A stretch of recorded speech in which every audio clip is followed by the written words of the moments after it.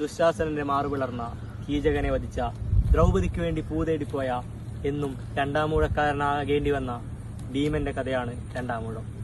സ്വന്തം സഹോദരനിൽ നിന്നും സമൂഹത്തിൽ നിന്നും അവഗണനയും കളിയാക്കലും നേരിടേണ്ടി വന്ന ഭീമന്റെ നൊമ്പരത്തിലൂടെയാണ് ഈ നോവൽ കടന്നുപോകുന്നത്.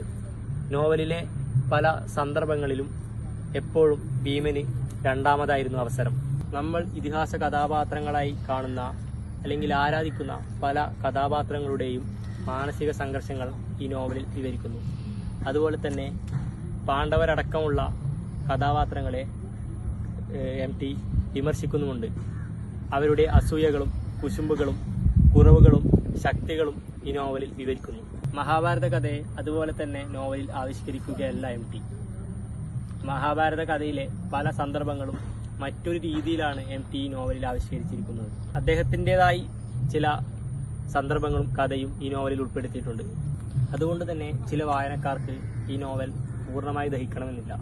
ഭീമസേനന്റെ മാനസിക വ്യവഹാരങ്ങളിലേക്ക് വായനക്കാരെ ആവാഹിച്ചുകൊണ്ട് ഹസ്തിനപുരത്തിലൂടെയും കുരുക്ഷേത്ര ഭൂമിയിലൂടെയും വനാന്തരങ്ങളിലൂടെയും സഞ്ചരിക്കുക.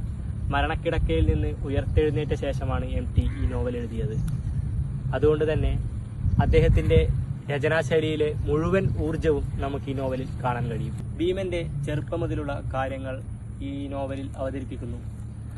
അദ്ദേഹത്തിന് നേരിടേണ്ടി വന്ന അവഗണനകളും കുറ്റപ്പെടുത്തലുകളും അദ്ദേഹത്തിന്റെ മാനസിക സംഘർഷങ്ങളും ഈ നോവലിൽ വിവരിക്കുന്നു. 1985 വയലാർ അവാർഡ് ഈ നോവലിനായിരുന്നു. മനസ്സിനെ ആഴത്തിൽ മുറിവേൽപ്പിക്കുന്ന വൈകാരിക കഥാസന്ദർഭങ്ങളിലൂടെയാണ് ഈ നോവൽ കടന്നുപോകുന്നത്. ഈ നോവൽ വായിക്കുന്നതിലൂടെ മഹാഭാരത കഥയുടെ വേറിട്ട ഒരു ചിന്താഗതി നമ്മളിൽ ഉണ്ടാകുന്നു.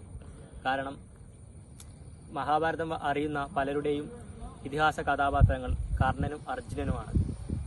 പക്ഷേ ഈ നോവൽ വായിക്കുന്നതിലൂടെ അവരെക്കാൾ കേമൻ ഭീമനാണെന്ന ചിന്താഗതി നമ്മളിൽ ഉണ്ടാകുന്നു.